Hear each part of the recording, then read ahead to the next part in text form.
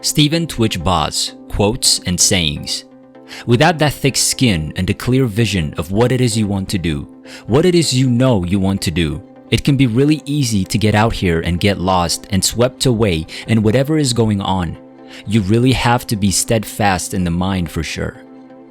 Dance removes you from this construct of the world that you have, and it's a conversation that you're having with people. That's how dance grew, as an art form. People can stand around and share movement with each other, whether it's professional or not. That's how it grows. That's what dance does. It's its own language.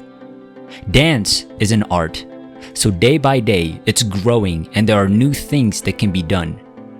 As dancers, especially for myself personally, dance constitutes a lot of the conversation that I have. While I'm not a ridiculous wordsmith and I can't clearly verbalize the things that I'm feeling sometimes, I'd say that I can emote how I feel by dancing 100% of the time, and fearlessly at that. Dancing makes people feel good, whether they're doing it or watching it. It's something I think everybody can relate to, whether it's just a simple two-step or a b-boy watching another b-boy go crazy in a circle. It makes you smile, and without you even knowing it, and it makes you rock to the beat as well. It's been part of my signature to incorporate my humor with my dance, or even just how I'm feeling. If I'm feeling humorous, which I am most of the day, I tend to incorporate that. If I'm dancing freestyle, if I feel like I've gotten too serious while I'm moving, I'll think, alright, it's time to lighten up a little bit. And I do. It just feels good. The life of a dancer is not for everyone. You really have to have some thick skin. You really have to know what you're going into and how competitive the field is. With dance, it's about education. I'm teaching a lot. I teach the foundations of hip-hop. Dancing is still, for me, one of those things that no matter when I do it, it sounds corny and cliche, but time stands still. I could literally dance for hours and hours on end and not realize that I've been dancing for hours and hours on end. In the right setting, I could literally dance all day and have a blast. It seems like one moment to me. There's nothing else going on, and it's the ultimate release. Dancing is so physical and so athletic. I think it rings to the boy that is in my soul because you get to run and jump and climb and act as aggressively as you'd like. I'm a Gatorade athlete because dance is being recognized as a sport now. It always should have been, but now it is. It's very exciting. I feel like I've always been in love with dance. When I was a little kid, I would always be the one who would be like, okay, let's make up some dance routines. Being a fan of dance and a dancer, I love my classic dance moves. As far as the performance aspect, I'm going to be an actor. I still love performing, but I'm moving into more acting. At some point in time, in the future, people are going to refer to the step-up films as the films they grew up on. Hopefully, that inspires them to get in dance films that are being made. Step Up doesn't have to hide anything. These are actually moves that people do. It just so happens that the dancers are superheroes. People think there's a lot of wire work or camera tricks, but that's just not the case. tWitchBoss's heartbroken grandfather said that there were no signs that the dancer was troubled in the weeks before his death. The 40-year-old was found dead in a room at the Oak Tree Motel in LA, a 15-minute walk from his LA home at about 11:15 a.m. Tuesday.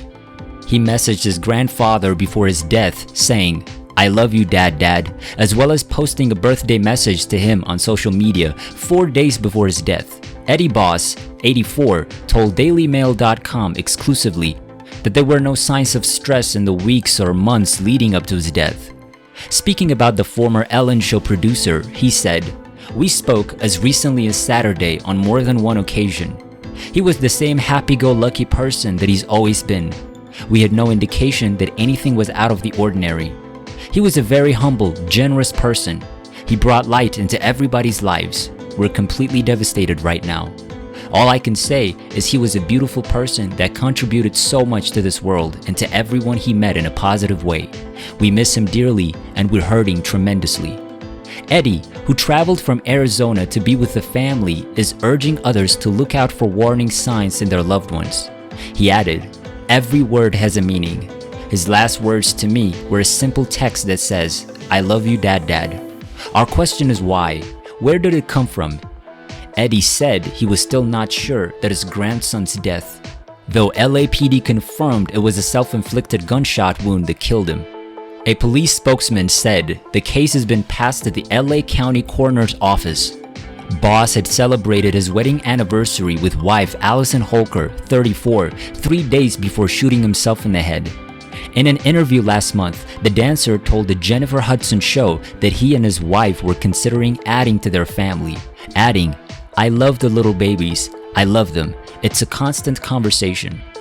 His wife paid tribute to him in a heartfelt statement, saying she would save the last dance for him, before welcoming tearful family members to their home in Enrico, California on Wednesday.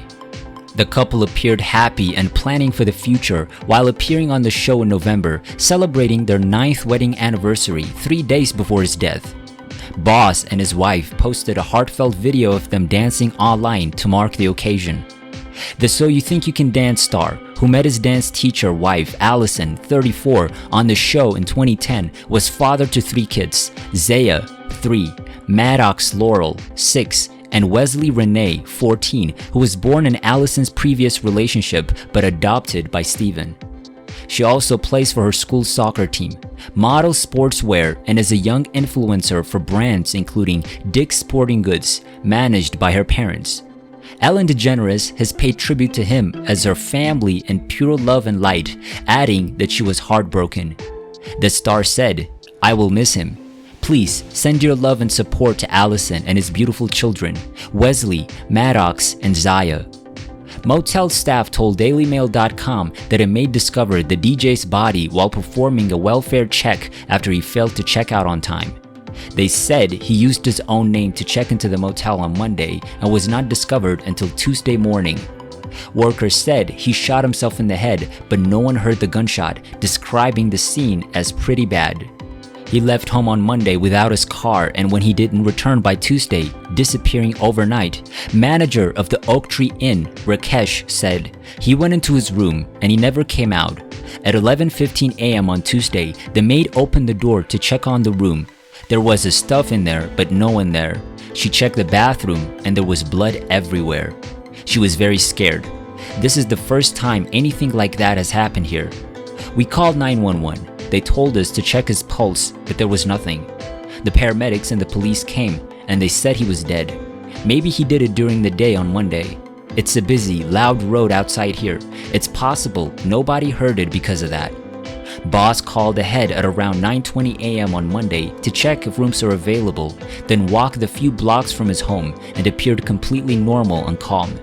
Boss and Allison, a professional dancer, married in 2013, hosting Disney's fairy tale weddings together on Disney+.